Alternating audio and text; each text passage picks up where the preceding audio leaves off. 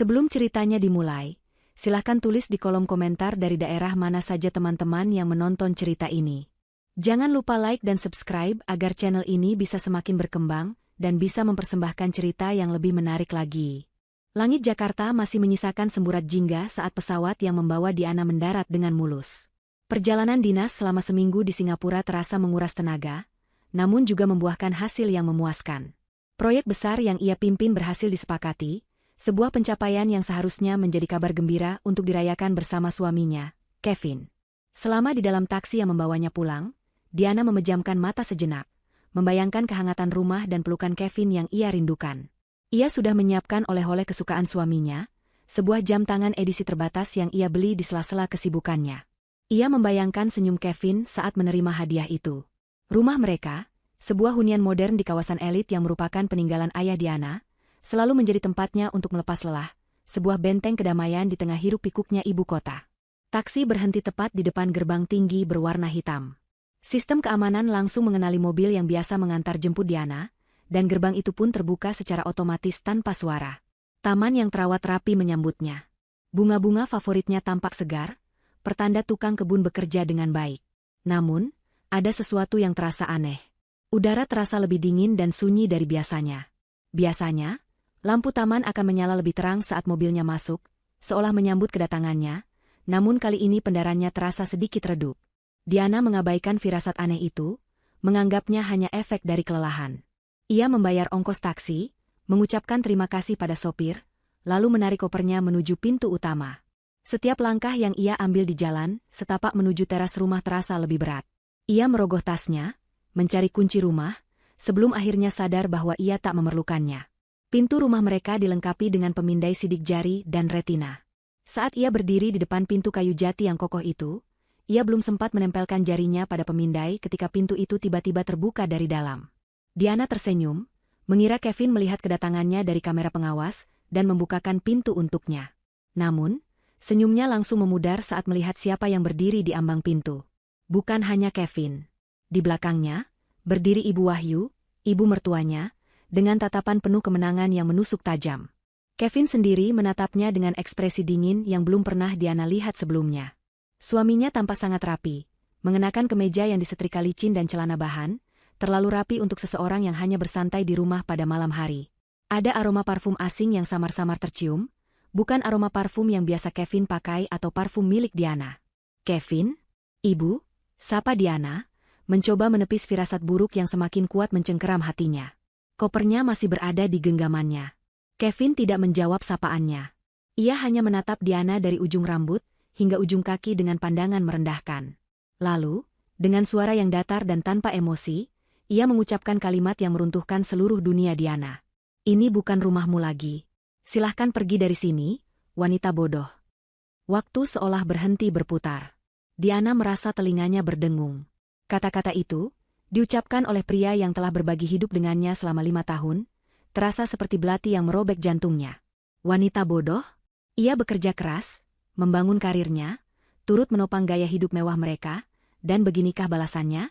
Sebelum Diana sempat memproses semuanya, Ibu Wahyu melangkah maju, mendorong bahu Kevin sedikit ke samping agar wajahnya bisa terlihat lebih jelas di bawah lampu teras. Rumah mewah ini sudah menjadi milik kami, desis Ibu Wahyu, bibirnya yang dipoles lipstik merah menyala membentuk senyum sinis. Semua aset atas nama Kevin sekarang. Kamu tidak punya apa-apa lagi. Kamu akan jadi gembel di jalanan. Setelah mengucapkan kalimat penuh racun itu, Ibu Wahyu melakukan sesuatu yang tak pernah terbayangkan oleh Diana. Ia merebut gagang koper dari tangan Diana yang masih membeku, lalu dengan sekuat tenaga melemparkannya ke jalan setapak. Koper itu terbanting dengan suara keras, kuncinya terlepas, dan sebagian isinya tumpah keluar. Pakaian kerja Diana yang terlipat rapi, gaun sutra, dan kotak bludru berisi jam tangan untuk Kevin, semuanya berserakan di atas batu alam yang dingin. Pada saat itulah, di tengah penghinaan yang paling menyakitkan, sesuatu di dalam diri Diana berubah. Rasa kaget dan sakit hati yang tadinya membekukan tubuhnya perlahan surut, digantikan oleh ketenangan yang dingin dan menakutkan. Ia menatap pakaiannya yang berserakan, lalu menatap wajah Kevin dan Ibu Wahyu yang tampak puas dengan penderitaannya. Ia tidak menangis. Ia tidak berteriak. Ia justru melakukan sesuatu yang membuat mereka berdua terkejut. Diana tersenyum. Bukan senyum putus asa atau senyum orang gila. Itu adalah senyum tipis yang penuh arti, seolah ia mengetahui sebuah rahasia besar yang tidak mereka ketahui. Matanya menatap lurus ke arah Kevin, dan untuk sesaat, Kevin merasa sedikit gentar melihat kilat aneh di mata istrinya. Di tengah keheningan itu, dari dalam rumah, terdengar suara tawa seorang wanita. Tawa yang centil dan manja. Tawa yang langsung Diana kenali sebagai suara Sandra, junior di kantor Kevin yang sudah lama ia curigai. Pengkhianatan ini ternyata lebih dalam dari yang ia duga. Tawa itu adalah penegasan terakhir. Diana mengalihkan pandangannya dari mereka berdua, menatap rumah megah di belakang mereka. Rumah yang dirancang oleh ayahnya. Rumah yang setiap kabel dan sirkuitnya ia ketahui. Rumah yang dibangun bukan hanya dengan batu bata dan semen, tapi juga dengan sistem kecerdasan buatan yang paling canggih, sebuah mahakarya terakhir dari sang ayah untuk melindunginya. Dalam benaknya, ia mendengar bisikan suara ayahnya dari bertahun-tahun lalu, rumah ini akan menjagamu, Diana. Percayalah padanya. Senyum di bibir Diana menjadi sedikit lebih lebar. Baiklah, ucapnya dengan suara yang sangat tenang, mengejutkan dirinya sendiri. Ia tidak memunguti barang-barangnya yang berserakan. Ia membiarkan jam tangan mahal itu tergeletak di dekat kaki ibu mertuanya. Dengan punggung tegap, ia berbalik, melangkah menjauhi pintu rumahnya, dan berjalan menuju gerbang tanpa menoleh ke belakang. Ia bisa merasakan tatapan bingung Kevin dan Ibu Wahyu di punggungnya. Mereka mungkin mengira ia sudah gila atau menyerah begitu saja. Mereka tidak tahu bahwa mereka baru saja mengurung diri di dalam sangkar paling canggih di dunia, sebuah sangkar yang tuannya adalah wanita yang baru saja mereka usir. Diana tidak berjalan jauh. Ia berhenti di tikungan jalan, di tempat yang tidak terlihat dari rumahnya, lalu mengeluarkan ponselnya untuk memesan taksi. Tangannya tidak gemetar. Pikirannya jernih, setajam pisau bedah. Adrenalin yang dipicu oleh pengkhianatan tadi kini telah berubah menjadi energi dingin yang terfokus. Tak ada air mata. Baginya, menangis adalah sebuah kemewahan yang tidak bisa ia berikan untuk orang-orang seperti Kevin dan ibunya. Mereka tidak pantas mendapatkan air matanya. Yang mereka pantas dapatkan adalah konsekuensi. Taksi tiba dalam beberapa menit. Diana menyebutkan nama sebuah hotel bintang 5 di pusat kota, bukan rumah orang tuanya atau apartemen sahabatnya. Malam ini, ia tidak butuh belas kasihan atau pertanyaan yang menghakimi. Ia butuh tempat yang netral, efisien, dan memiliki koneksi internet super cepat. Ia butuh markas komando. Selama perjalanan, ia menatap gedung-gedung pencakar langit yang bermandikan cahaya. Jakarta di malam hari tampak begitu megah, sekaligus begitu tak peduli. Sama seperti dirinya saat ini. Ia merasa terlepas dari emosi yang seharusnya menghancurkannya. Ia hanya merasakan satu hal, sebuah tujuan yang jelas. Sesampainya di hotel, ia check-in menggunakan kartu kredit perusahaan, sebuah fasilitas yang ia dapatkan sebagai seorang manajer senior. Resepsionis menyambutnya dengan ramah, tidak menyadari bahwa wanita elegan di hadapannya baru saja diusir dari rumahnya sendiri. Kamar yang ia dapatkan berada di lantai 25, dengan jendela besar yang menyuguhkan pemandangan kota tanpa batas. Ruangan itu terasa steril dan mewah, sangat kontras dengan kekacauan yang baru saja terjadi. Diana tidak membuang waktu. Ia meletakkan tas tangannya, menyalakan semua lampu, lalu membuka laptop canggih miliknya di atas meja kerja. Laptop itu bukan laptop biasa.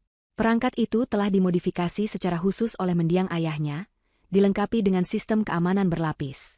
Diana menyambungkannya ke jaringan internet hotel, namun melalui jalur VPN pribadi yang terenkripsi, membuatnya mustahil untuk dilacak. Ia membuka sebuah program yang ikonnya hanya berupa gambar denah rumah sederhana. Tidak ada nama, tidak ada label. Program itu meminta 3 lapis autentikasi, sebuah kata sandi alfanumerik yang sangat panjang, pemindaian sidik jarinya pada sensor laptop, dan terakhir, pemindaian retina melalui kamera laptop. Hanya Diana satu-satunya orang di dunia yang bisa melewati 3 gerbang keamanan ini. Setelah retinanya terverifikasi, antarmuka program itu pun terbuka. Di layar muncul denah 3 dimensi rumahnya yang sangat detail. Terlihat titik-titik merah yang menandakan keberadaan manusia di dalamnya. 1 di kamar utama, 2 di ruang keluarga. Mereka sedang merayakan kemenangan mereka. Melalui mikrofon supersensitif yang tertanam di seluruh penjuru rumah, Diana bisa mendengar percakapan mereka dengan sangat jelas. Suara Ibu Wahyu yang serak karena tawa, suara Sandra yang dibuat-buat manja, dan suara Kevin yang penuh kebanggaan palsu. Mereka sedang menertawakan kebodohannya. Diana mengabaikan suara-suara itu. Ia membuka jendela perintah. Hanya ada 1 kursor yang berkedip di layar hitam, menunggu instruksi. Dengan jari-jari yang bergerak lincah di atas keyboard, Diana mengetikkan 1 perintah, Aktifkan protokol penjaga. Ia menekan tombol Enter. Sebuah jendela konfirmasi muncul. Protokol penjaga akan mengunci semua akses keluar masuk eksternal, mengaktifkan seluruh sensor audio-visual untuk rekaman, dan menjalankan serangkaian simulasi anomali berdasarkan profil psikologi subjek. Kontak fisik tidak diizinkan. Lanjutkan. Diana mengetik, Y, dan menekan Enter sekali lagi. Di layar denah rumah, sebuah garis batas berwarna biru tipis kini mengelilingi properti itu. Sistem telah aktif. Rumah itu kini menjadi sebuah laboratorium observasi raksasa. Setiap kata yang mereka ucapkan, setiap gerakan yang mereka buat, semuanya akan direkam dan dianalisis oleh kecerdasan buatan yang ayahnya namai Sentosa. Diana teringat ayahnya pernah berkata, Sentosa dirancang untuk melindungi, tapi juga bisa menjadi senjata paling ampuh jika pemilik rumah ini dikhianati. Ayahnya seolah sudah meramalkan hari ini akan tiba. Setelah sistem aktif, Diana melakukan langkah kedua dari rencananya. Ia mengangkat telepon dan menghubungi pengacara pribadinya, Pak Budi, seorang pria parubaya yang telah menjadi kepercayaan keluarganya selama puluhan tahun. Selamat malam, Pak Budi. Maaf mengganggu, sapa Diana dengan suara tenang. Diana, ada apa malam-malam begini? Kamu sudah pulang? Tanya suara serak di seberang telepon. Sudah, Pak. Dan seperti yang kita duga, mereka melakukannya, jawab Diana. Waktunya tiba. Mereka ada di dalam, bertiga. Sistem sedang merekam semuanya. Saya mau Bapak siapkan semua dokumen untuk diajukan lusa. Gugatan cerai dengan tuntutan maksimal. Tuntutan pidana atas penipuan dan pemalsuan dokumen. Dan juga gugatan perdata untuk pihak ketiga atas perusakan rumah tangga. Hening sejenak. Pak Budi terdengar menarik napas panjang. Saya mengerti. Semua draft sudah siap. Saya hanya butuh bukti konkret. Bapak akan mendapatkannya, kata Diana. Semua rekaman dari sistem Sentosa akan terunggah secara otomatis dan real-time ke server aman yang sudah saya siapkan. Bapak akan punya rekaman pengakuan mereka, rencana mereka, semuanya. Lebih dari cukup untuk membuat mereka tidak bisa berkutik di pengadilan. Baik, Diana. Jaga dirimu. Hubungi saya jika kamu butuh apapun, kata Pak Budi dengan nada prihatin. Terima kasih, Pak. Diana menutup telepon. Ia berjalan menuju jendela besar dan menatap hamparan lampu kota. Ia tidak merasakan kemenangan. Yang ia rasakan adalah kelegaan karena telah mengambil langkah yang benar. Pengkhianatan Kevin bukanlah akhir dari dunianya, melainkan awal dari babak baru di mana ia memegang kendali penuh. Ia tidak akan membalas dengan cara yang barbar. Ia akan menggunakan kecerdasan, teknologi, dan hukum. Ia akan membiarkan keserakahan dan kebodohan mereka menjadi senjata yang menghancurkan diri mereka sendiri. Di dalam rumah yang mereka pikir telah mereka rebut, teror yang sesungguhnya baru akan dimulai. Dan Diana, dari kamarnya yang sunyi di lantai 25, akan menjadi penontonnya. Pintu kayu jati yang kokoh itu menutup dengan bunyi gedebuk yang final, seolah menjadi tanda pengesahan atas sebuah kudeta kecil. Di teras yang temaram, Kevin dan Ibu Wahyu berdiri diam sejenak. Napas mereka sedikit terengah, bukan karena lelah fisik, tetapi karena luapan adrenalin dari konfrontasi yang baru saja mereka menangkan.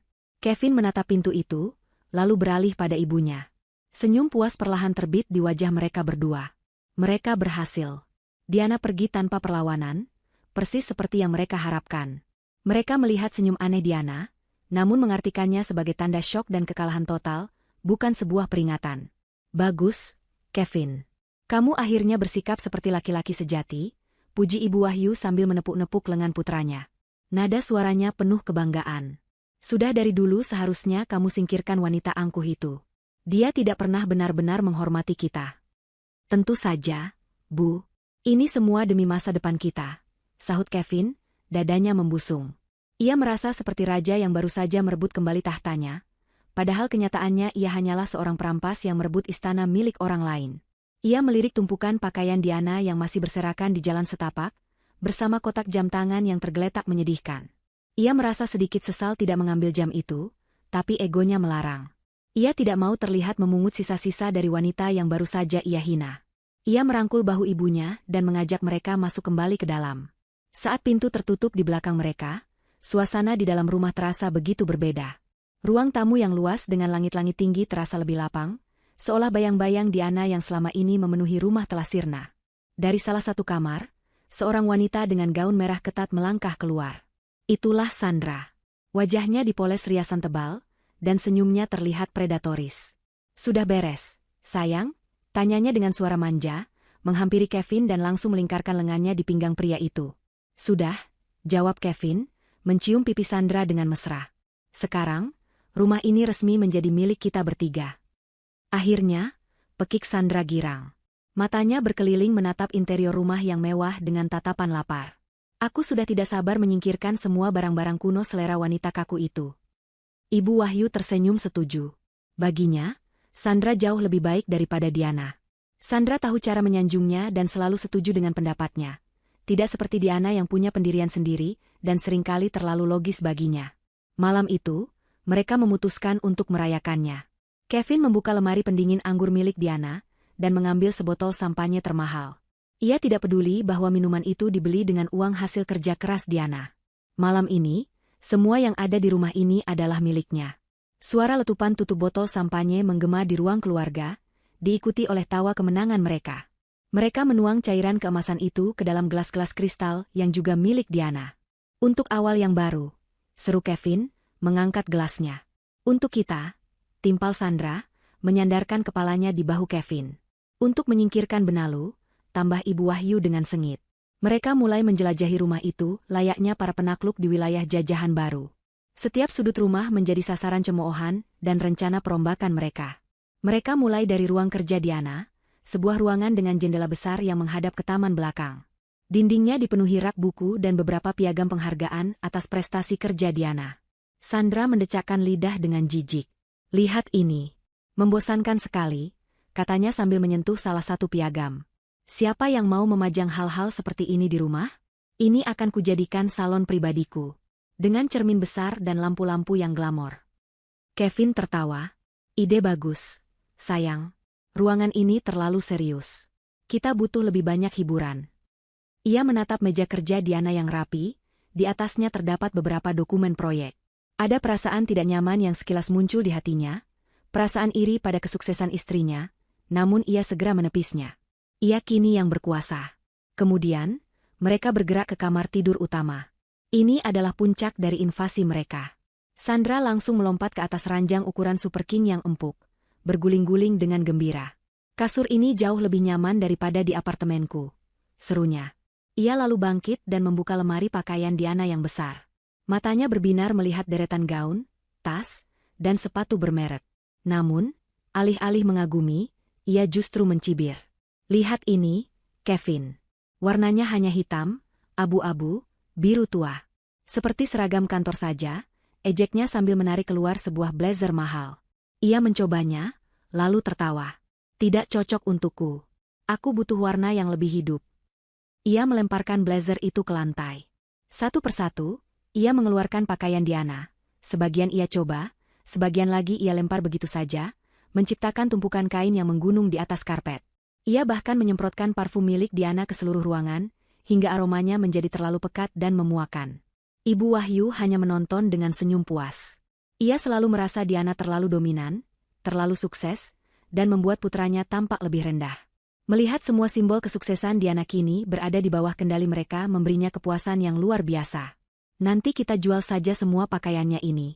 Uangnya bisa untuk ibu beli perhiasan baru, katanya. Di tengah euforia mereka, sebuah lampu di sudut ruangan berkedip sekali. Sangat cepat, hampir tidak kentara. Tak ada satupun dari mereka yang menyadarinya. Mereka terlalu sibuk dengan keserakahan mereka. Mereka terus tertawa, terus merendahkan Diana, dan terus membuat rencana. Mereka akan menjual lukisan-lukisan abstrak di ruang tamu, menggantinya dengan foto Kevin dan Sandra ukuran raksasa. Mereka akan mengubah taman herbal Diana di belakang rumah menjadi tempat barbeque untuk pesta. Setiap jejak keberadaan Diana akan mereka hapus. Setiap kata yang mereka ucapkan, setiap rencana jahat yang mereka susun, semuanya terekam dengan senyap oleh mikrofon-mikrofon tersembunyi, dianalisis oleh sistem yang menunggu dalam diam. Malam semakin larut. Sampahnya telah habis, dan mereka mulai merasa lelah. Namun, perasaan kemenangan membuat mereka tetap bersemangat. Mereka merasa tak terkalahkan. Mereka merasa pintar karena berhasil merebut segalanya dengan begitu mudah. Kevin, yang berdiri di balkon kamar menatap pemandangan kota, merasa seperti berada di puncak dunia. Ia telah mendapatkan wanita baru yang lebih seru, dan kekayaan instan tanpa perlu bekerja keras. Ia merasa inilah hidup yang seharusnya ia jalani. Ia sama sekali tidak menyadari bahwa di sekelilingnya, sistem rumah yang canggih itu sedang memproses data baru, profil psikologis dari 3 penyusup. Sistem itu sedang mempelajari ketakutan mereka, keserakahan mereka, dan kebohongan mereka. Surga yang mereka nikmati malam ini, hanyalah sebuah panggung yang disiapkan untuk neraka yang akan segera datang. Setelah puas merayakan kemenangan semu mereka, rasa lelah akhirnya mengambil alih. Ibu Wahyu menjadi yang pertama pamit, memilih kamar tamu paling besar yang letaknya sedikit terpisah dari kamar utama. Sandra dan Kevin memasuki kamar tidur utama, kamar yang beberapa jam lalu masih menjadi ruang pribadi Diana. Sandra sudah membersihkan sebagian besar pakaian Diana dari lantai, menjejalkannya dengan kasar ke dalam kantong sampah besar untuk disingkirkan esok hari. Mereka bersiap untuk tidur, menikmati malam pertama mereka sebagai penguasa baru di istana curian itu. Suasana rumah yang tadinya riuh oleh tawa kini menjadi sunyi. Hanya suara pendingin udara sentral yang terdengar mendengung pelan. Kevin dan Sandra berbaring di ranjang, di atas spray sutra Mesir yang mahal. Sandra menyandarkan kepalanya di dada Kevin, merasa puas. Aku tidak percaya ini nyata, sayang. Kita berhasil, bisiknya. Tentu saja kita berhasil, jawab Kevin dengan nada sombong. Aku sudah bilang padamu, Diana itu terlalu sibuk dengan pekerjaannya. Dia tidak akan menyadari apapun. Baru saja Kevin selesai berbicara, layar televisi pintar berukuran 70 inci yang terpasang di dinding di hadapan mereka tiba-tiba menyala. Bukan siaran televisi biasa atau menu utama. Layar itu menampilkan sebuah video dengan kualitas gambar yang sangat jernih. Video pernikahan Kevin dan Diana 5 tahun yang lalu. Wajah mereka yang lebih muda dan penuh harapan terpampang besar di layar. Suara pendeta yang memberkati pernikahan mereka terdengar jelas, melalui sistem pengeras suara di kamar. Di hadapan Tuhan, saya menyatakan kalian sebagai suami istri yang sah. Sandra langsung terduduk. Wajahnya yang tadi berseri-seri kini menegang karena marah. Apa-apaan ini, Kevin? Matikan, bentaknya. Kevin, yang sama terkejutnya, meraih remote control di meja samping tempat tidur. Ia menekan tombol power berulang kali, namun tidak ada reaksi. Video itu terus berputar, menampilkan adegan saat ia mencium Diana di altar, diiringi tepuk tangan meriah dari para tamu. Wajahnya memucat. Ia merasa seperti sedang dipermalukan oleh teknologi di rumahnya sendiri. Dengan panik, ia melompat dari tempat tidur, mendekati televisi, dan mencoba menekan tombol power manual di bodinya, tapi hasilnya sama saja. Video itu seolah memiliki kehendaknya sendiri. Akhirnya, dengan frustrasi, ia mencabut kabel daya televisi itu dari stop kontak di dinding. Layar pun menjadi gelap. Itu pasti hanya gangguan sistem, kata Kevin, mencoba menenangkan Sandra dan dirinya sendiri. Rumah ini terlalu banyak perangkat otomatis. Mungkin ada yang korslet. Gangguan macam apa yang bisa memutar video pernikahanmu? Semprot Sandra, amarah dan kecurigaan terdengar jelas dalam suaranya. Jangan-jangan istrimu itu memasang sesuatu sebelum dia pergi. Sementara itu, di kamar tamu, Ibu Wahyu mulai merasa tidak nyaman. Pendingin udara di kamarnya terasa jauh lebih dingin dari biasanya. Ia menarik selimut tebal hingga ke leher, namun rasa dingin itu seolah menembus hingga ke tulang. Ia melirik termostat digital di dinding. Matanya terbelalak saat melihat angka yang tertera di sana, 12 derajat Celcius. Mustahil. Ia bangkit dari tempat tidur dan mencoba menaikkan suhunya, namun panel sentuh pada termostat itu tidak merespons perintahnya. Ia menekan-nekannya dengan keras, tapi angka itu tetap tidak berubah. Sambil menggerutu, ia kembali ke tempat tidur. Saat itulah ia mendengarnya. Suara ketukan pelan, namun ritmis. Tuk, tuk, tuk. Seolah ada seseorang yang mengetuk jendela kamarnya. Jantungnya berdebar kencang. Ia menoleh ke arah jendela besar yang tertutup gorden tebal. Tidak mungkin ada orang di sana. Kamarnya berada di lantai 2. Ia mencoba meyakinkan dirinya bahwa itu hanya suara cabang pohon yang tertiup angin. Tapi malam ini tidak ada angin. Saat ia menajamkan pendengarannya, suara ketukan itu berhenti, digantikan oleh suara lain dari arah speaker pintar di atas nakasnya. Suara bisikan seorang wanita yang menyanyikan lagu Nina Bobo Sunda, lagu yang sering dinyanyikan oleh almarhumah ibunya saat ia masih kecil. Bulu kuduknya langsung berdiri. Tidak tahan lagi, Ibu Wahyu menyambar jubah tidurnya dan bergegas keluar kamar. Ia berjalan cepat di koridor yang remang-remang menuju kamar utama. Ia menemukan Kevin dan Sandra sedang berdebat pelan. Kevin, ada apa dengan rumah ini? Tanya Ibu Wahyu dengan suara bergetar. AC di kamarku dingin sekali dan tidak bisa diatur. Lalu ada suara-suara aneh. Kevin, yang sudah pusing dengan kemarahan Sandra, kini harus menghadapi kepanikan ibunya. Tenang, Bu. Itu mungkin hanya gangguan biasa. Besok pagi aku panggil teknisi, katanya, mencoba terdengar tenang. Gangguan apa sampai ada suara orang menyanyi di kamarku? Desak ibunya. Saat mereka bertiga berdiri berdebat di tengah koridor, tiba-tiba semua lampu di koridor itu padam serentak. Kegelapan total menyelimuti mereka, membuat mereka refleks berteriak kaget. Keheningan yang mengikuti terasa pekat dan menakutkan. Dan di dalam keheningan itulah, mereka mendengarnya. Suara itu datang dari segala arah, seolah keluar dari dinding itu sendiri, diperkuat oleh sistem audio sentral rumah. Sebuah bisikan yang jernih, dingin, dan penuh penekanan. Pergi. Hanya satu kata, namun cukup untuk membuat darah mereka membeku. Itu bukan suara angin atau gangguan frekuensi. Itu adalah suara yang disengaja. Beberapa detik kemudian, yang terasa seperti selamanya bagi mereka, lampu koridor kembali menyala. Mereka bertiga berdiri mematung, saling menatap dengan wajah pucat pasi dan mata yang terbelalak ngeri. Arogan dan rasa kemenangan yang mereka rasakan beberapa jam lalu kini telah menguap tanpa sisa, digantikan oleh benih ketakutan yang mulai tumbuh subur di hati mereka. Rumah ini tidak menyambut mereka. Rumah ini mengawasi mereka. Dan rumah ini baru saja memberi mereka peringatan pertama. Di dalam kamar hotelnya yang senyap, Diana sama sekali tidak bisa tidur. Namun, ini bukan karena gelisah atau cemas. Pikirannya terlalu aktif, terlalu jernih. Setelah mengaktifkan protokol penjaga dan berbicara dengan pengacaranya, ia merasa sebuah beban berat telah terangkat. Beban keraguan dan harapan palsu.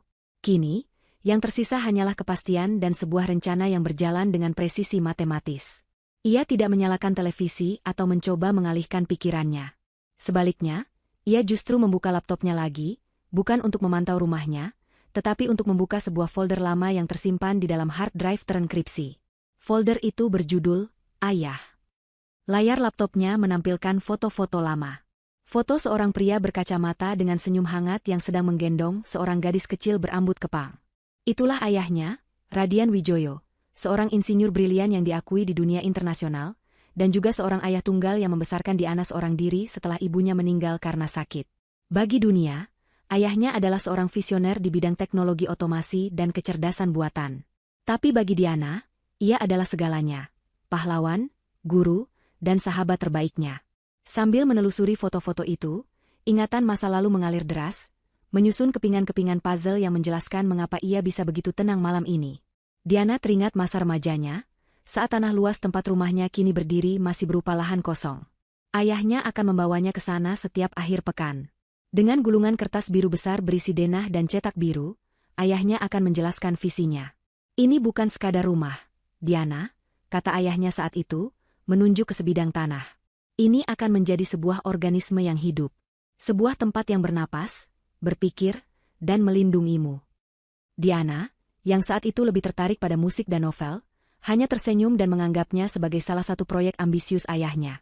Tapi ia selalu mendengarkan. Ia melihat bagaimana ayahnya tidak hanya merancang struktur bangunan, tetapi juga jaringan saraf digital yang akan menjadi otaknya. Setiap bata yang diletakkan, setiap kabel yang ditanam, semuanya dilakukan di bawah pengawasan ketat sang ayah.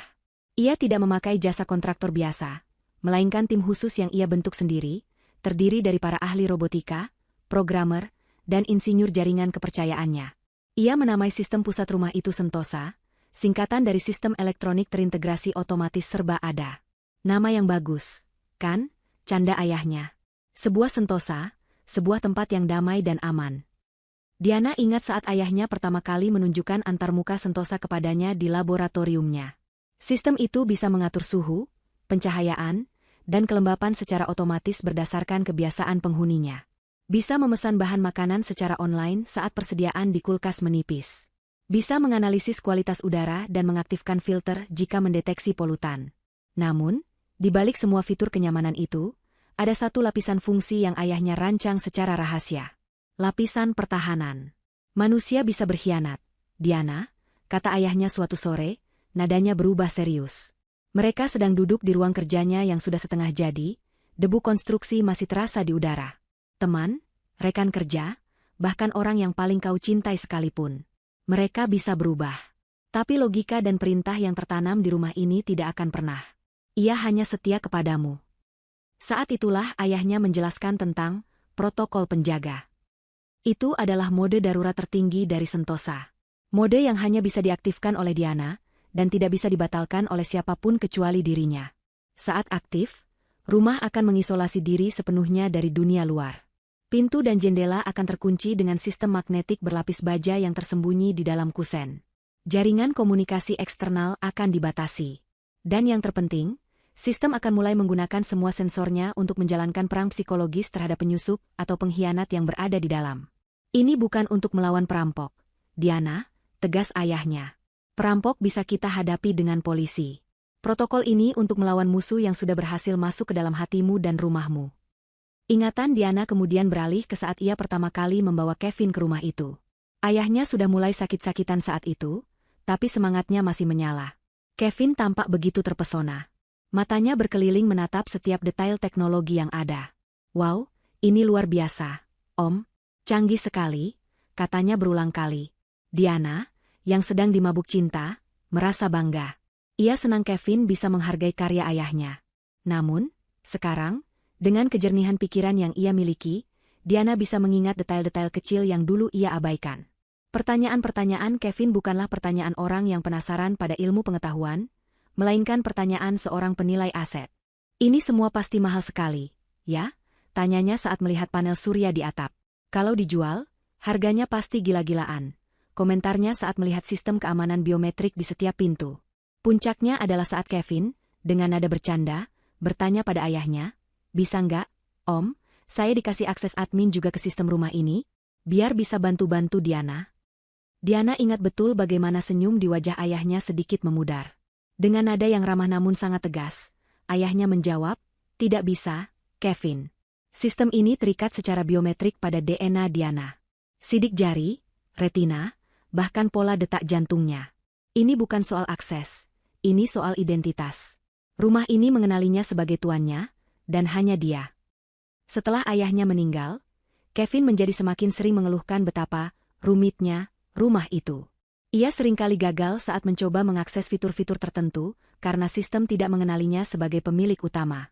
Ia menganggapnya sebagai gangguan, sementara Diana tahu itu adalah lapisan perlindungan yang bekerja persis seperti yang dirancang. Lalu, sekitar 6 bulan yang lalu, kecurigaan Diana mulai tumbuh. Ia memergoki sebuah pesan singkat yang terlalu mesra dari Sandra di ponsel Kevin yang tidak terkunci. Saat ia mengkonfrontasinya, Kevin menampilkan pertunjukan sandiwara terbaiknya. Ia menuduh Diana terlalu sibuk bekerja, menuduhnya cemburu buta, dan memutarbalikkan fakta hingga Diana merasa bersalah karena telah meragukannya. Kevin bersumpah bahwa Sandra hanyalah rekan kerja biasa.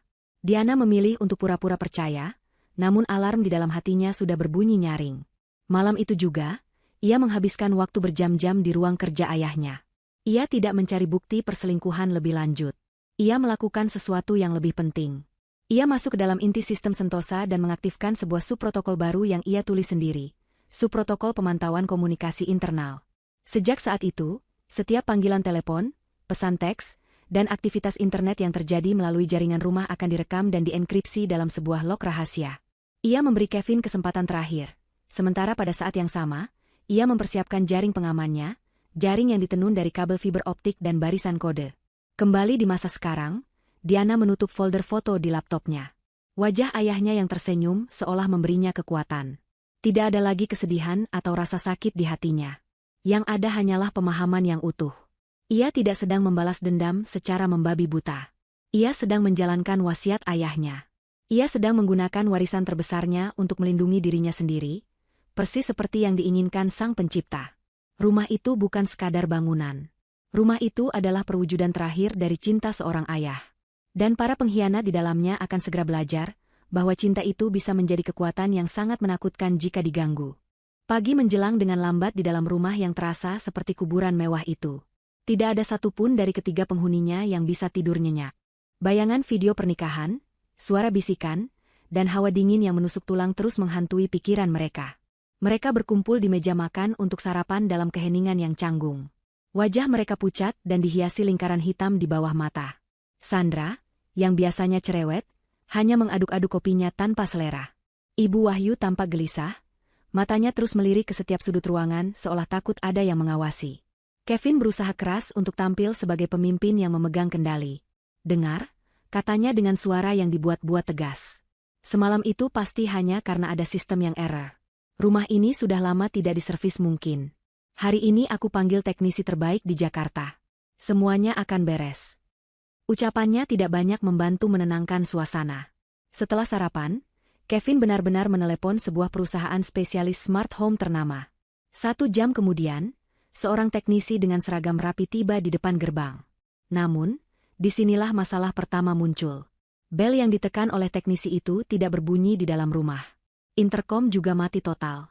Kevin mencoba membuka gerbang melalui panel kontrol di dinding, tapi layar panel itu hanya menampilkan tulisan, akses ditolak. Autentikasi pemilik gagal. Dengan frustrasi, Kevin harus berjalan kaki ke depan gerbang dan berbicara dengan teknisi itu melalui celah jeruji. Maaf, Pak, sistemnya sepertinya sedang terkunci. Bapak bisa periksa dari luar. Teknisi itu mengangguk dan kembali ke mobil van-nya. Ia mengeluarkan laptop dan mencoba terhubung dengan jaringan rumah itu. Setelah beberapa menit mengetik dengan kening berkerut, ia menggelengkan kepala dan kembali menghampiri Kevin. Mohon maaf, Pak Kevin, katanya dengan nada bingung. Sistem keamanan di rumah ini bukan sistem komersial yang biasa kami tangani. Ini dibangun secara custom, tingkat enkripsinya setara dengan fasilitas militer. Saya sama sekali tidak bisa menembusnya, bahkan untuk sekadar mendiagnosis. Ini seperti mencoba membobol benteng digital. Hanya pemilik asli dengan akses biometrik yang bisa memberikan izin masuk. Tidak ada jalan lain. Penjelasan teknisi itu seperti palu godam yang menghantam sisa-sisa kepercayaan diri Kevin. Mereka benar-benar terkurung. Teknisi itu kemudian pamit, meninggalkan Kevin yang berdiri termangu di balik gerbang yang terasa seperti jeruji penjara. Kabar ini membuat kepanikan Ibu Wahyu dan Sandra semakin menjadi-jadi. Saat itulah Sentosa memutuskan untuk berhenti bermain-main dengan gangguan acak dan memulai serangan yang terarah. Target pertama adalah Ibu Wahyu. Ia sedang duduk di sofa ruang tamu, mencoba menenangkan diri dengan menonton televisi. Tiba-tiba, siaran itu terputus, digantikan oleh tampilan layar yang menyerupai portofolio saham. Dengan angka-angka yang bergerak cepat, layar itu menunjukkan saham dari perusahaan tempat Diana bekerja yang meroket naik, ditandai dengan warna hijau terang. Di sampingnya, beberapa saham spekulatif tempat Kevin menanamkan modal, menggunakan uang yang diam-diam ia ambil dari rekening bersama, terjun bebas, berwarna merah darah. Seolah-olah rumah itu mengejek pilihan investasi putranya. Ibu Wahyu hendak mematikannya saat layar kembali berubah. Kali ini menampilkan sebuah foto tua, foto almarhum suaminya. Wajah pria itu tampak tersenyum bijak. Lalu, dari speaker di langit-langit, terdengar suara yang membuat jantung Ibu Wahyu berhenti berdetak. Suara itu adalah suara suaminya, direplikasi dengan sempurna. Wahyu, Wahyu. Bisik suara itu, terdengar begitu nyata. Keserakahanmu akan membawa celaka bagi anakmu. Kau mendorongnya ke jurang kehancuran. Ibu Wahyu menjerit, wajahnya pucat seperti mayat. Ia bangkit terhuyung-huyung, menatap ke sekeliling dengan ngeri. Serangan itu tepat mengenai titik terlemahnya. Rasa sayangnya pada Kevin yang tercampur dengan rasa bersalah atas keserakahannya. Target kedua adalah Sandra. Ia melarikan diri dari ketegangan di ruang tamu ke kamar tidur utama. Ia butuh pengalihan. Ia memutuskan untuk mencoba perhiasan Diana yang tersimpan di dalam kotak kayu berukir. Ia mengambil sebuah kalung berlian dan memakainya, lalu berdiri di depan cermin pintar besar di dekat meja rias. Ia tersenyum pada bayangannya, mengagumi kilau berlian di lehernya. Tiba-tiba, senyum di wajah bayangannya di cermin itu memudar, meskipun Sandra sendiri masih tersenyum. Perlahan, bayangan itu mulai berubah. Garis-garis halus muncul di sudut matanya. Kantung mata tampak sedikit menggelap. Sehelai dua helai rambut putih muncul di pelipisnya. Cermin itu tidak lagi memantulkan citranya saat ini, melainkan sebuah proyeksi mengerikan tentang bagaimana ia akan terlihat 20 tahun dari sekarang. Tua, lelah, dan kusam. Sandra mundur selangkah dengan ngeri. Saat itulah speaker di kamar mandi yang terhubung dengan sistem rumah mulai bersuara. Bukan musik, melainkan kompilasi rekaman suara Kevin. Halo, cantik, aku kangen banget sama kamu, Rina. Kamu satu-satunya buat aku, Maya. Jangan tinggalin aku ya, Cindy. Sistem itu memutar rekaman panggilan-panggilan lama Kevin dengan wanita-wanita lain dari masa lalunya, menggunakan kalimat-kalimat manis dan nama panggilan yang persis sama dengan yang ia gunakan untuk Sandra. Dalam sekejap, perasaan istimewa yang Sandra miliki hancur berkeping-keping. Ia bukan sang pemenang, ia hanyalah yang berikutnya dalam antrean panjang. Target terakhir adalah Kevin. Ia masuk ruang kerja Diana dengan marah setelah gagal total dengan teknisi. Ia membanting pintu dan duduk di kursi kebesaran Diana, mencoba merasakan sedikit sisa kekuasaan. Ia sedang menelepon seorang temannya, berusaha menjaga citranya. Tenang saja, bro. Semuanya sudah jadi milikku sekarang. Diana tidak dapat apa-apa. Aku yang mengendalikan semuanya, bualnya. Saat ia berbicara, monitor komputer ganda di atas meja menyala serentak. Monitor kiri menampilkan saldo rekening pribadinya yang menyedihkan. Monitor kanan menampilkan tagihan kartu kreditnya yang menumpuk hingga ratusan juta rupiah. Kemudian, layar berganti menampilkan email dari atasannya, berisi peringatan keras atas kinerjanya yang menurun. Kebohongan yang ia bangun tentang citra dirinya sebagai pria sukses runtuh di depan matanya sendiri. Pukulan terakhir datang saat ia menutup telepon. Sistem audio di ruangan itu langsung memutar ulang percakapannya dengan temannya tadi. Aku yang mengendalikan semuanya. Suaranya yang sombong menggema. Lalu, suara itu disela oleh rekaman lain. Rekaman suara Diana yang jernih dan percaya diri saat melakukan presentasi di Singapura. Dengan ini, kesepakatan senilai $50 juta berhasil kita amankan untuk perusahaan. Sistem itu secara brutal memperhadapkan bualannya yang kosong dengan pencapaian nyata Diana, membuatnya terlihat begitu kecil dan menyedihkan.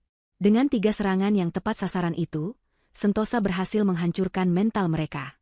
Ketiganya, didorong oleh ketakutan dan paranoia masing-masing, keluar dari kamar mereka dan bertemu di ruang keluarga.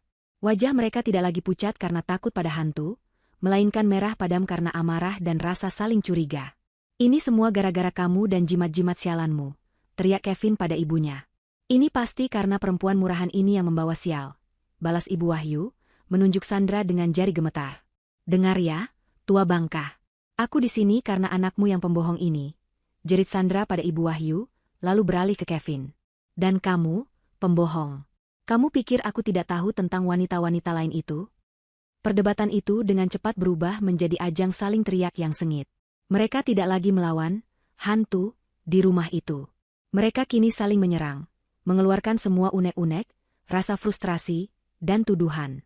Aliansi mereka yang dibangun di atas pondasi keserakahan kini retak dan hancur berantakan, persis seperti yang direncanakan oleh sang pemilik sejati rumah itu. Setelah pertengkaran hebat yang menguras emosi mereka, suasana di dalam rumah menjadi lebih mencekam dari sebelumnya. Keheningan yang menyelimuti terasa berat dan penuh ancaman, jauh lebih menakutkan daripada suara-suara aneh yang mereka dengar semalam. Mereka tidak lagi berbicara satu sama lain. Ketiganya mengurung diri di kamar yang berbeda, terisolasi dalam ketakutan dan kebencian masing-masing. Kevin mondar-mandir di ruang kerja, pikirannya kalut mencari jalan keluar yang logis dari situasi gila ini, namun tak kunjung menemukan. Sandra berbaring di kamar utama, memikirkan cara untuk kabur dari Kevin dan keluarga anehnya sambil membawa serta perhiasan yang sempat ia kantongi. Sementara Ibu Wahyu duduk di tepi ranjang kamar tamu, berdoa dalam hati, bibirnya komat-kamit memohon perlindungan dari kekuatan gaib yang ia yakini telah merasuki rumah menantunya. Mereka melewati sore dan petang dalam penjara sunyi itu. Tidak ada lagi gangguan. Lampu berfungsi normal, suhu udara stabil, dan tidak ada bisikan apapun. Keheningan ini justru mempermainkan saraf mereka, membuat mereka terus waspada, mengantisipasi teror berikutnya. Mereka tidak makan malam. Selera makan mereka telah lenyap, digantikan oleh rasa mual yang disebabkan oleh stres dan ketakutan. Waktu merayap dengan sangat lambat. Jarum jam di dinding seolah enggan bergerak. Setiap detiknya terasa seperti 1 menit. Tepat saat jam digital di berbagai perangkat elektronik di rumah itu, serentak menunjukkan pukul 00, keheningan itu pecah. Dimulai dengan sebuah suara. Suara gemuruh rendah yang datang dari segala arah, seolah berasal dari pondasi rumah itu sendiri. Awalnya pelan, namun perlahan-lahan volumenya meningkat, bergetar melalui lantai dan dinding. Suara itu adalah replikasi sempurna dari guntur yang menggelegar di kejauhan. Di dalam kamar mereka masing-masing, Kevin, Sandra, dan Ibu Wahyu tersentak kaget. Jantung mereka yang sudah tegang kini berpacu lebih kencang. Kemudian, permainan cahaya dimulai. Lampu-lampu pintar di seluruh rumah mulai berkedip-kedip tak beraturan. Beberapa meredup perlahan lalu padam, yang lain menyala terang benderang seperti kilatan petir singkat. Koridor yang panjang menjadi panggung pertunjukan cahaya yang mengerikan, menciptakan bayangan-bayangan menari yang tampak seperti sosok-sosok mengerikan di sudut mata. Mereka terjebak dalam simulasi badai yang diciptakan oleh rumah itu sendiri. Tepat di puncak ketegangan, saat mereka berpikir tidak ada lagi yang lebih buruk, teror sesungguhnya dimulai. Seluruh alarm kebakaran di dalam rumah meraung bersamaan. Suara melengking yang memekakan telinga itu dirancang untuk menimbulkan kepanikan instan. Asap tidak ada, api pun tidak ada. Tapi suara itu memaksa mereka keluar dari persembunyian mereka. Didorong oleh insting untuk menyelamatkan diri dari kebakaran, ketiganya membuka pintu kamar mereka dan berlari menuju ruang keluarga, tempat yang mereka anggap paling aman untuk mencari jalan keluar. Mereka bertiga bertemu di tengah ruangan yang luas itu, wajah mereka pucat dalam kerlipan cahaya lampu yang seperti strobo. Ada kebakaran, teriak Kevin, matanya liar mencari sumber asap. Kita harus keluar, jerit Sandra, rambutnya acak-acakan. Namun, sebelum mereka sempat mencapai pintu depan, mereka merasakan tetesan air di kepala mereka. 1, 2, lalu puluhan. Mereka mendongak ke langit-langit. Lubang-lubang kecil dari alat penyiram api otomatis yang terpasang di setiap plafon mulai mengeluarkan air. Bukan sekadar gerimis, melainkan semprotan air dingin yang deras dan tanpa ampun. Dalam hitungan detik, hujan buatan yang membekukan itu mengguyur mereka. Jeritan mereka kini bercampur dengan suara alarm dan gemuruh badai buatan. Pakaian mereka basah kuyup dalam sekejap. Tapi Sentosa belum selesai. Ini adalah puncak dari serangannya, sebuah pembersihan total. Keran-keran di dapur dan semua wastafel di rumah tiba-tiba menyala dengan tekanan maksimal. Pancuran di setiap kamar mandi menyemburkan air dingin dengan kekuatan penuh. Sistem bidet pintar di toilet menembakkan air tanpa henti. Bahkan dispenser air di kulkas raksasa di dapur ikut andil, menembakkan pecahan es batu kecil dan semburan air es ke lantai. Rumah itu berubah menjadi neraka air. Lantai marmer yang mahal tergenang air, membuatnya licin seperti arena es. Karpet Persia yang indah terendam, warnanya luntur. Air mulai merembes ke sofa bludru dan perabotan kayu yang mereka dambakan. Ini bukan lagi sekadar gangguan, ini adalah serangan brutal yang terkoordinasi. Rumah itu seolah berusaha menenggelamkan mereka, membersihkan setiap jejak keberadaan mereka yang kotor. Ibu Wahyu terpeleset dan jatuh terduduk di genangan air, menangis histeris. Sandra menjerit-jerit panik, riasannya yang mahal luntur total, meninggalkan jejak hitam di wajahnya. Ia tampak seperti badut yang menyedihkan. Kevin, dalam kepanikannya, berlari ke arah jendela besar yang menghadap ke taman. Ia meraih sebuah patung perunggu kecil dan melemparkannya sekuat tenaga ke kaca. Namun, kaca itu tidak pecah. Kaca itu adalah kaca anti peluru yang diperkuat, salah satu fitur keamanan yang dirancang ayah Diana. Patung itu hanya memantul kembali dan jatuh dengan bunyi gedebuk ke lantai yang basah. Mereka benar-benar terperangkap. Suara air yang menderu, alarm yang memekakan telinga, gemuruh yang menggetarkan tulang, dan cahaya yang menyilaukan menciptakan sebuah serangan sensorik yang luar biasa. Pikiran mereka tidak bisa lagi memprosesnya secara rasional. Di benak mereka, rumah ini bukan lagi sekadar berhantu. Rumah ini hidup, dan rumah ini membenci mereka. Rumah ini ingin mereka lenyap. Mereka kini tidak lagi memikirkan harta atau kemenangan. Satu-satunya hal yang ada di pikiran mereka hanyalah bertahan hidup dan keluar dari mimpi buruk yang basah dan dingin ini. Mereka meringkuk di sudut ruangan, saling berpelukan bukan karena peduli, tetapi karena naluri primitif untuk mencari perlindungan dalam kelompok saat menghadapi predator yang jauh lebih kuat. Predator itu adalah rumah itu sendiri. Di tengah puncak kekacauan, saat ketiganya sudah berada di ambang batas kewarasan, sebuah perubahan mendadak terjadi. Suara alarm kebakaran yang menusuk telinga tiba-tiba berhenti. Keheningan yang ditinggalkannya terasa aneh dan berat. Suara gemuruh badai buatan yang diputar melalui sistem audio perlahan-lahan memudar, menyisakan hanya suara tetesan air dari perabotan yang basah. Hujan dari alat penyiram di langit-langit pun berhenti, seolah keran raksasa di langit telah ditutup. Mereka bertiga, yang sedang berjongkok di sudut ruangan dalam keadaan basah kuyup dan menggigil, mengangkat kepala mereka dengan ragu. Dalam keremangan, satu-satunya cahaya yang menyala terang adalah lampu sorot kecil di atas pintu utama. Pintu itu tadinya tampak begitu mengancam, sebuah barikade yang tak bisa ditembus. Namun sekarang, pintu itu diterangi seolah sebuah panggung menyorot jalan keluar. Kemudian, mereka mendengarnya. Bunyi klak yang keras dan tegas, diikuti oleh desisan pelan. Itu adalah suara kunci magnetik berlapis baja yang melepaskan cengkeramannya. Pintu itu tidak terkunci lagi. Sentosa telah menyelesaikan tugasnya. Sistem itu telah mematahkan semangat mereka, menghancurkan aliansi mereka, dan menanamkan teror yang akan mereka bawa seumur hidup. Sekarang, sistem itu membukakan jalan, seolah hendak memuntahkan hama yang telah mengotorinya. Tidak ada satupun dari mereka yang berpikir untuk mempertanyakan keajaiban ini. Otak mereka yang dilanda kepanikan hanya bisa memproses satu hal, kebebasan. Naluri untuk bertahan hidup mengambil alih sepenuhnya. Tidak ada lagi pertimbangan tentang keluarga, cinta, atau kesopanan. Yang ada hanyalah perlombaan untuk keluar dari rumah terkutuk itu. Sandra adalah yang pertama bergerak. Dengan kecepatan yang tidak terduga, ia mendorong tubuh Kevin ke samping dan berlari terhuyung-huyung di atas lantai yang licin menuju pintu. Ia tidak peduli pada siapapun kecuali dirinya sendiri. Kevin, yang terdorong hingga hampir jatuh, melihat Sandra melesat pergi.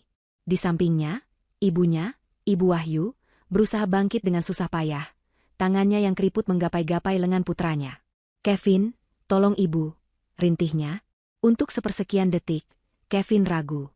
Ia menatap wajah ibunya yang pucat dan ketakutan, lalu menatap pintu depan yang terbuka, menawarkan keselamatan. Bayangan Sandra yang menghilang di ambang pintu memenangkan pertarungan batinnya.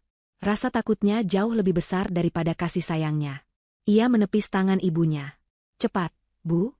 teriaknya tanpa menoleh, lalu ia pun berlari menyusul Sandra, meninggalkan ibunya yang terhuyung-huyung di belakang.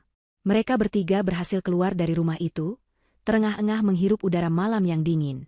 Namun, ironisnya, mereka keluar dari satu badai hanya untuk disambut oleh badai yang lain. Di luar, hujan deras yang sesungguhnya sedang turun dari langit yang gelap. Angin kencang meniupkan air hujan ke wajah mereka, menambah dingin yang sudah menusuk tulang dari pakaian mereka yang basah. Di bawah guyuran hujan di jalanan yang sepi, aliansi mereka yang sudah retak akhirnya hancur berkeping-keping. Sandra, dengan rambut lepek dan maskara luntur yang membuat wajahnya seperti topeng mengerikan, berbalik menghadap Kevin. "Ini semua salahmu," jeritnya, suaranya nyaris tenggelam oleh deru hujan. "Kamu dan ibumu yang serakah itu. Aku tidak mau melihat wajah kalian lagi. Aku tidak mau berurusan dengan keluarga gilamu." Tanpa menunggu jawaban, ia berbalik dan berlari sekuat tenaga menyusuri jalan, tidak peduli kemana tujuannya, yang penting adalah menjauh dari rumah itu dan dari pria yang telah membawanya ke dalam neraka. Tak lama kemudian, Ibu Wahyu berhasil menyusul Kevin. Ia mencengkeram lengan putranya dengan sisa tenaga yang ia miliki. Napasnya tersengal-sengal. "Kevin, kenapa kamu tinggalkan ibu tadi? Kenapa kamu biarkan perempuan itu mendorong ibu? Anak macam apa kamu ini?" isaknya, air mata bercampur dengan air hujan di wajah tuanya. Kevin, yang baru saja dicampakkan oleh Sandra, merasa terhina, kalah, dan basah kuyup, akhirnya meledak. Semua frustrasi dan ketakutannya tumpah dalam satu teriakan marah. Ia menyentakkan lengannya hingga cengkeraman ibunya terlepas. "Diam, Bu," aunya. "Semua ini terjadi juga karena ibu tidak pernah berhenti menghasutku. Karena ibu tidak pernah puas. Sudahlah." Setelah meluapkan amarahnya, ia tidak sanggup lagi menatap wajah ibunya. Dengan perasaan hancur, ia berbalik dan berlari ke arah yang berlawanan dari Sandra, meninggalkannya ibunya sendirian di tengah jalan, di bawah tatapan kosong dari rumah yang berdiri diam dalam kegelapan. Ibu Wahyu kini benar-benar sendirian. Ditinggalkan oleh putra satu-satunya, ditinggalkan oleh calon menantu idamannya, basah kuyup, dan kedinginan. Ia menatap rumah besar itu, yang kini tampak seperti monster gelap yang sedang beristirahat setelah memangsa korbannya. Kekuatan di kakinya lenyap. Ia jatuh berlutut di atas aspal yang kasar dan basah, terisak tanpa suara. Hartanya hilang, keluarganya hancur, dan jiwanya dipenuhi teror. Malam itu, para pecundang itu telah menerima kekalahan mereka yang paling telak. Pagi datang membawa serta aroma tanah basah dan udara bersih sisa badai semalam. Di kamar hotelnya yang steril, Diana terbangun oleh sinar matahari yang menembus celah gorden, bukan oleh alarm. Ia tidur nyenyak untuk pertama kalinya setelah sekian lama, sebuah tidur tanpa mimpi yang memulihkan tenaga dan menjernihkan pikiran. Ia melakukan peregangan, memesan sarapan, lalu membuka laptopnya. Sebuah notifikasi tunggal telah menunggunya di layar program Sentosa. Notifikasi itu sederhana dan lugas. Protokol penjaga selesai. 3 subjek telah meninggalkan properti pada pukul 00.17. Sistem kembali ke mode standar. Diana mengangguk pelan. Semuanya berjalan sesuai rencana. Setelah menyantap sarapannya dengan tenang, ia mandi dan mengenakan pakaian yang ia siapkan dari tas darurat yang selalu ia simpan di mobilnya. Sebuah blus sederhana namun elegan dan celana bahan yang nyaman. Ia menatap pantulan dirinya di cermin. Tidak ada jejak kesedihan atau kemarahan di matanya. Hanya ada ketenangan dan determinasi. Ia sudah siap untuk pulang. Perjalanan taksi menuju rumahnya terasa seperti sebuah ziarah. Jalanan masih basah, dihiasi daun-daun dan ranting kecil yang patah akibat badai. Saat mobil berbelok ke jalan di kompleks perumahannya, Diana bisa melihat rumahnya dari kejauhan, berdiri kokoh dan megah di bawah sinar matahari pagi. Dari luar, segalanya tampak normal, seolah tidak ada drama mengerikan yang terjadi di dalamnya. Namun saat ia semakin dekat, ia melihat buktinya. Tumpukan pakaiannya yang dulu dilempar oleh Ibu Wahyu kini teronggok menyedihkan di atas rumput, basah, kotor, dan berlumpur. Sebuah simbol yang pas untuk kudeta yang gagal total. Gerbang utama terbuka untuknya tanpa suara, seolah menyambut ratunya yang telah kembali. Diana melangkah keluar dari taksi dan berjalan di jalan, setapak yang sama tempat ia diusir 2 malam lalu. Ia tidak memedulikan pakaiannya yang kotor. Ia berdiri di depan pintu utama. Kali ini, ia menempelkan ibu jarinya pada panel pemindai. Sebuah lampu hijau kecil menyala, dan pintu terbuka dengan desisan pelan. "Selamat datang kembali, Nona Diana." Sebuah suara komputer yang tenang dan familiar menyapanya dari speaker tersembunyi. Itu adalah suara Sentosa. Begitu melangkah masuk, Diana langsung disambut oleh pemandangan dan aroma kekacauan. Bau apek dan lembab menusuk hidungnya. Lantai marmer yang biasanya berkilau kini kusam dan tergenang di beberapa tempat. Karpet yang didatangkan dari Turki basah kuyup dan warnanya sedikit memudar. Beberapa bantal sofa tergeletak di lantai, basah dan berubah bentuk. Ini adalah medan perang setelah pertempuran usai. Namun, Diana tidak merasakan kesedihan saat melihat semua itu. Anehnya, ia justru merasakan kelegaan. Baginya, ini bukanlah kerusakan. Ini adalah bekas luka dari sebuah proses pemurnian.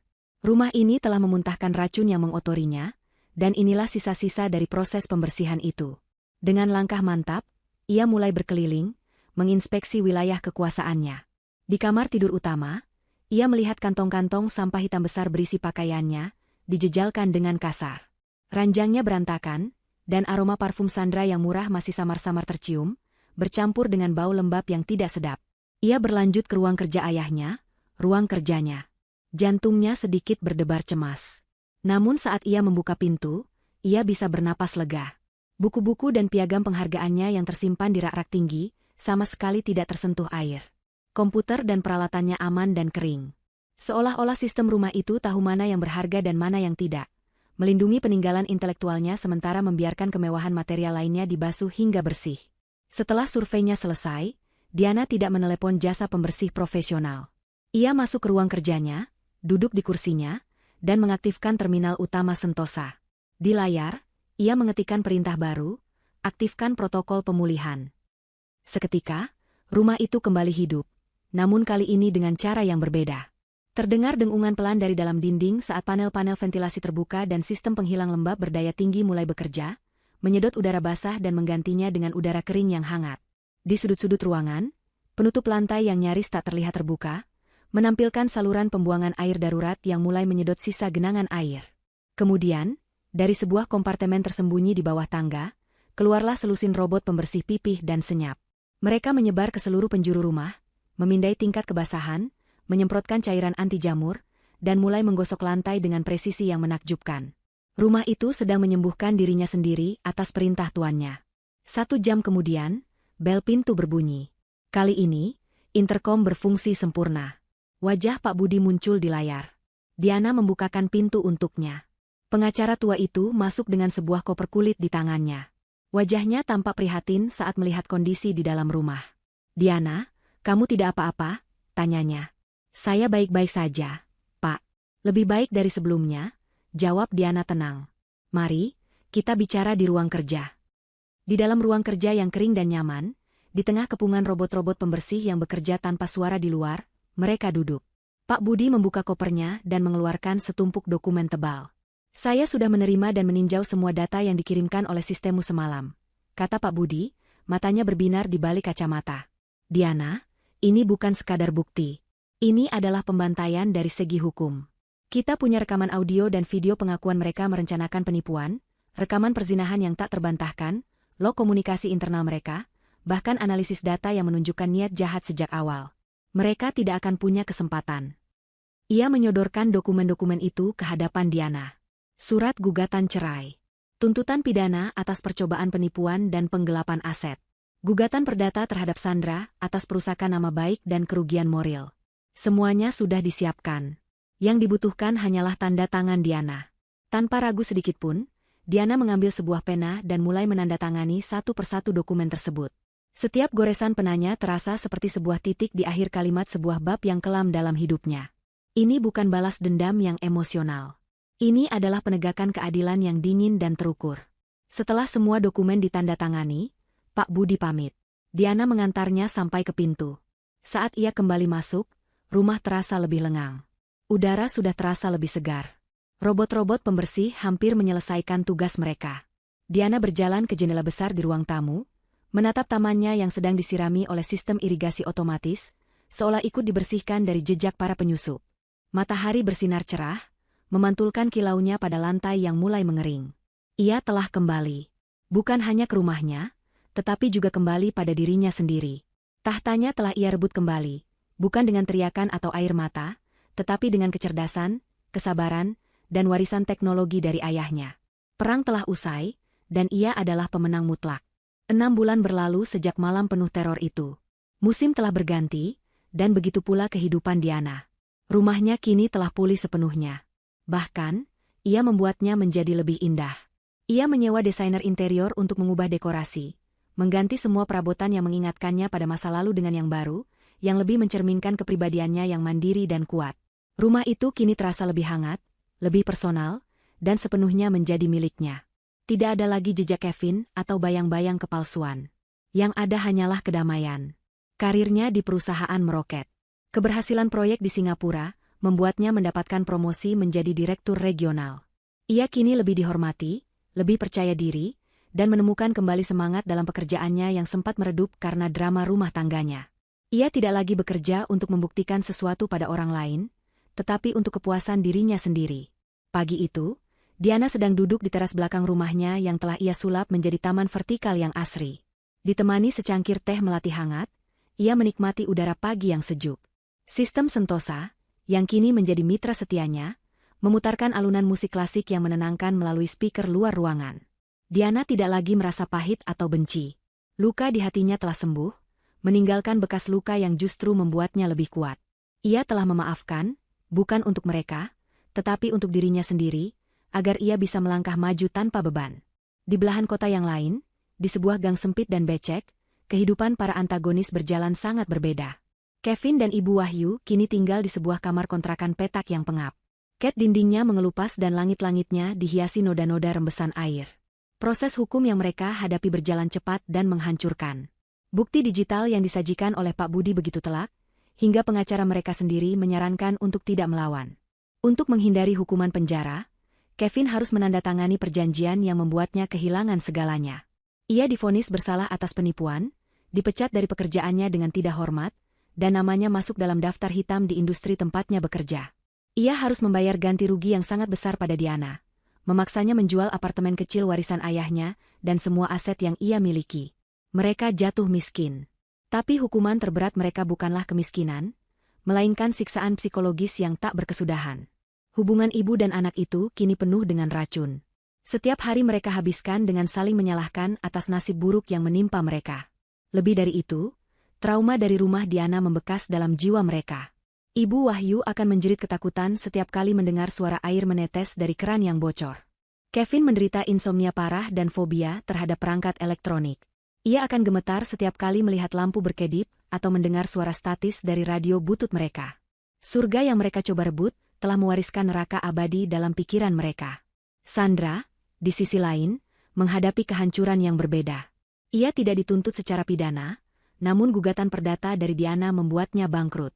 Berita tentang perannya sebagai perusak rumah tangga dan konspirator dalam penipuan tersebar di lingkungan sosial dan profesionalnya. Perusahaan tempatnya bekerja langsung memecatnya atas dasar pelanggaran etika. Teman-teman sosialitanya menjauhinya. Ia menjadi paria. Ia kini tinggal di sebuah apartemen studio murah, bertahan hidup dengan pekerjaan serabutan. Penampilannya yang dulu glamor kini kusam dan tidak terawat. Stres dan kecemasan membuat kerutan-kerutan halus mulai muncul di wajahnya. Persis seperti yang pernah ia lihat di cermin pintar terkutuk itu. Ketakutannya menjadi tua dan tidak menarik kini, menjadi kenyataan yang ia percepat sendiri. Ia sendirian, dilupakan, dan kehilangan satu-satunya aset yang ia banggakan, citranya. Kembali ke taman asri di rumah Diana. Ia baru saja menyelesaikan panggilan video dengan seorang sahabat lamanya, tertawa lepas saat mendengar cerita lucu. Wajahnya berseri-seri, tawa itu tulus dan tanpa beban. Setelah panggilan berakhir, ia meletakkan tabletnya dan berjalan masuk ke dalam rumah. Ia berhenti sejenak di ruang tamu, di depan sebuah foto baru yang ia pajang di atas perapian. Foto ayahnya yang tersenyum hangat. Diana menyentuh bingkai foto itu dengan lembut. "Terima kasih, Ayah," bisiknya. Saat ia berbalik menatap ke arah jendela besar yang menghadap ke taman, sebuah notifikasi holografik muncul dengan lembut di permukaan kaca, hanya bisa dilihat dari sudut pandangnya. Teks itu berwarna biru menenangkan. "Sistem optimal. Rumah aman. Selamat menikmati hari Anda, Nona Diana." Diana tersenyum. Kali ini, senyumnya begitu berbeda dari senyum misterius yang ia tunjukkan di depan pintu rumahnya 6 bulan yang lalu. Itu adalah senyum yang tulus, penuh rasa syukur, dan kebebasan sejati. Ia telah melewati badai tergelap dalam hidupnya dan keluar menjadi pemenang. Bukan hanya merebut kembali rumahnya, tetapi juga menemukan kembali kedamaian jiwanya. 2 tahun telah berlalu sejak malam badai itu. 2 tahun adalah waktu yang cukup lama untuk menyembuhkan luka, membangun kembali puing-puing, dan menanam benih-benih kehidupan yang sama sekali baru. Di taman belakang rumah yang dulu pernah menjadi saksi bisu sebuah pengkhianatan, kini pemandangannya begitu berbeda. Taman herbal yang sempat terancam diubah menjadi arena barbeque kini tumbuh subur, menyebarkan aroma peterseli dan mint yang menenangkan di udara pagi. Bunga-bunga baru bermekaran dalam warna-warna cerah yang belum pernah ada sebelumnya. Di tengah taman itu, Diana sedang tertawa. Tawanya lepas, renyah, dan sama sekali tidak dibebani oleh masa lalu. Di hadapannya, seorang pria bernama Arya sedang berlutut di tanah, tangannya yang terampil dengan hati-hati memindahkan sebuah anakan pohon zaitun ke dalam pot yang lebih besar. Arya adalah seorang arsitek yang Diana temui setahun lalu dalam sebuah proyek kolaborasi. Ia pria yang tenang, dengan mata yang tajam dalam mengapresiasi keindahan desain dan sorot mata yang tulus saat menatap Diana. Ia tidak pernah terintimidasi oleh kesuksesan Diana. Sebaliknya, ia mengaguminya. "Aku masih tidak percaya ayahmu merancang sistem irigasi bawah tanah untuk setiap petak tanaman ini secara individual," kata Arya, menyeka keringat di keningnya. "Setiap kali aku menemukan detail baru tentang rumah ini, aku semakin merasa bahwa aku tidak tahu apa-apa tentang arsitektur." Diana tersenyum. Ayah percaya setiap tanaman punya kebutuhannya sendiri, sama seperti manusia. Ia ingin rumah ini merawat semua yang hidup di dalamnya. Setelah insiden itu, Diana tidak hanya merenovasi rumahnya. Ia merenovasi seluruh hidupnya. Ia mengundurkan diri dari posisi direktur di perusahaannya dan mendirikan firma konsultannya sendiri. Firma itu ia beri nama Radian Waskita, menggabungkan nama ayahnya dengan kata Sanskerta yang berarti bijaksana. Perusahaannya berfokus pada pengembangan teknologi rumah pintar yang etis dan berpusat pada manusia, sebuah penghormatan langsung pada filosofi ayahnya. Dalam waktu singkat, firmanya menjadi sangat sukses, karena ia menawarkan sesuatu yang langka, teknologi dengan jiwa. Rumah itu sendiri telah berubah.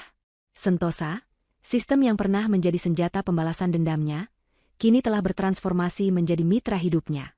Atas bantuan Arya yang memahami struktur, Diana mengintegrasikan pembaruan yang membuat interaksi dengan Sentosa terasa lebih hangat dan intuitif. Sistem itu kini bisa membedakan suasana hati Diana dari intonasi suaranya, dan akan menyesuaikan pencahayaan serta musik di rumah secara otomatis. Ia telah menjadi bagian dari keluarga kecil mereka yang baru. Sementara kehidupan Diana mekar seperti bunga di musim semi. Di tempat lain, musim dingin yang abadi telah mencengkeram kehidupan orang-orang yang pernah mencoba menghancurkannya. Karma, seperti yang sering terjadi, bukanlah sebuah petir yang menyambar seketika, melainkan sebuah racun yang bekerja perlahan, menggerogoti jiwa dari dalam. Kevin tidak pernah pulih. Secara finansial, ia hancur lebur. Hutangnya pada Diana dan pada Ban membuatnya harus melakukan pekerjaan kasar apapun yang bisa ia dapatkan. Sebuah kejatuhan yang memalukan bagi pria yang dulu begitu membanggakan citranya. Namun, kehancuran terbesarnya bersifat psikologis. Trauma dari 2 malam di dalam rumah Diana telah mengakar begitu dalam di otaknya. Suatu sore, ia sedang mencoba peruntungannya, duduk di sebuah kafe dengan seorang wanita yang baru ia kenal melalui aplikasi kencan. Ia sedang merangkai kebohongan-kebohongan lama tentang bisnisnya yang sedang berkembang, saat lampu neon di atas meja mereka berkedip sejenak. Reaksi Kevin seketika. Tubuhnya menegang, matanya melotot liar, dan keringat dingin langsung membasahi pelipisnya. "Kau lihat itu?" bisiknya dengan suara bergetar, menatap lampu itu dengan ngeri. Wanita di hadapannya mengerutkan kening. Hanya lampu biasa, mungkin mau putus. Tapi kemudian, tablet menu digital di meja mereka tiba-tiba mati dan menyala kembali, menampilkan logo Booting. Bagi wanita itu adalah gangguan kecil. Bagi Kevin, itu adalah serangan. Ia terkesiap, mendorong kursinya ke belakang dengan kasar. Dia tahu aku di sini. Sistemnya mengawasiku, gumamnya panik. Ia mulai melihat sekeliling, matanya mencari kamera tersembunyi. Wanita itu, yang kini benar-benar ketakutan melihat tingkah anehnya, segera mengambil tasnya. "Maaf, sepertinya aku harus pergi," katanya dan bergegas meninggalkannya. Kevin bahkan tidak menyadarinya. Ia ditinggal sendirian di meja itu, gemetar, bergumam tentang sistem yang mengendalikan segalanya. Ia tidak akan pernah bisa lepas. Rumah itu mungkin telah melepaskan tubuhnya, tetapi selamanya akan memenjarakan pikirannya. Ibu Wahyu bernasib tidak lebih baik. Setelah ditinggalkan oleh Kevin malam itu, ia akhirnya ditampung oleh adiknya di sebuah kota kecil. Ia kehilangan segalanya. Putranya yang kini membencinya karena menganggapnya sebagai sumber sial, status sosialnya, dan kebanggaannya. Di rumah adiknya, ia bukanlah seorang nyonya, melainkan seorang penumpang yang kehadirannya ditoleransi karena kasihan. Hari-harinya dihabiskan dengan duduk di kursi goyang tua, menatap kosong keluar jendela. Hubungannya dengan Kevin putus total. Mereka tidak pernah berbicara lagi. Kadang, saat malam tiba dan ia mendengar suara tetesan air dari atap yang bocor, ia akan tersentak bangun, jantungnya berdebar kencang, teringat pada hujan mengerikan di dalam rumah Diana. Penyesalan adalah teman setianya, sebuah selimut dingin yang menyelimutinya setiap malam. Ia telah mendapatkan apa yang ia inginkan untuk putranya, kekayaan instan. Namun akibatnya ia justru kehilangan putranya itu selamanya. Dan Sandra, yang membangun seluruh eksistensinya di atas penampilan dan pengakuan sosial, menerima karma yang paling sesuai untuknya, ketidakjelasan. Kisahnya, tentang seorang selingkuhan serakah yang terjebak di dalam rumah pintar berhantu, menjadi semacam legenda urban di kalangan sosialita Jakarta. Cerita itu dibumbui dan dilebih-lebihkan hingga menjadi kisah horor modern. Akibatnya, ia tidak bisa lagi menunjukkan wajahnya di lingkungan lamanya. Ia pindah kota, mengubah penampilannya, dan mencoba memulai dari awal. 2 tahun kemudian, ia bekerja sebagai kasir di sebuah supermarket besar di Surabaya. Ia mengenakan seragam polyester yang tidak pas di badan, rambutnya diikat ekor kuda sederhana, dan wajahnya tanpa riasan. Ia berusaha keras untuk menjadi tidak terlihat. Suatu hari, saat sedang memindai barang belanjaan, 2 wanita modis di antreannya sedang bergosip. Kamu dengar tidak cerita si Sandra itu? Katanya sekarang dia sampai gila, takut sama cermin, kata salah satunya. Sandra menundukkan kepalanya lebih dalam, tangannya sedikit gemetar saat memberikan kembalian. Ia berdoa dalam hati agar mereka tidak mengangkat kepala dan mengenalinya. Ia, yang dulu begitu haus akan perhatian, kini hidup dalam ketakutan abadi untuk dikenali. Itulah penjaranya. Kembali ke teras belakang rumah Diana. Matahari mulai condong ke barat, melukis langit dengan warna keemasan. Arya telah selesai dengan pekerjaannya, dan mereka kini duduk berdampingan di sebuah bangku kayu, menikmati keheningan yang nyaman. Kau tahu, kata Arya pelan, matanya menatap struktur rumah itu dengan kekaguman. Rumah ini lebih dari sekadar bangunan. Rasanya ia punya jiwa. Ia menjagamu dengan caranya sendiri. Diana tersenyum dan menyandarkan kepalanya di bahu Arya. Ia merasa begitu aman. Ini bukan jiwa rumah ini, Arya, jawabnya lembut. Ini adalah cinta ayahku, yang ia ubah menjadi sesuatu yang nyata dan abadi. Saat senja mulai turun, sistem Sentosa dengan lembut meredupkan lampu taman, menciptakan suasana yang hangat dan intim. Dari speaker, terdengar suara familiar yang tenang. Suhu optimal untuk sore hari telah tercapai. Selamat beristirahat, Diana, Tuan Arya. Sistem itu telah belajar untuk mengenali Arya. Ia telah diterima oleh rumah itu. Diana memejamkan matanya, merasakan kehangatan dari tubuh Arya di sampingnya dan kedamaian dari rumah yang melindunginya. Senyum di wajahnya adalah senyum kebahagiaan yang utuh, yang didapatkan dari melewati api dan keluar menjadi lebih kuat dari sebelumnya. Perjalanan panjangnya telah berakhir, bukan di sebuah tujuan, melainkan di sebuah awal yang baru, di dalam sebuah rumah yang tenang, di mana gema masa lalu telah sepenuhnya memudar, digantikan oleh musik masa depan yang harmonis.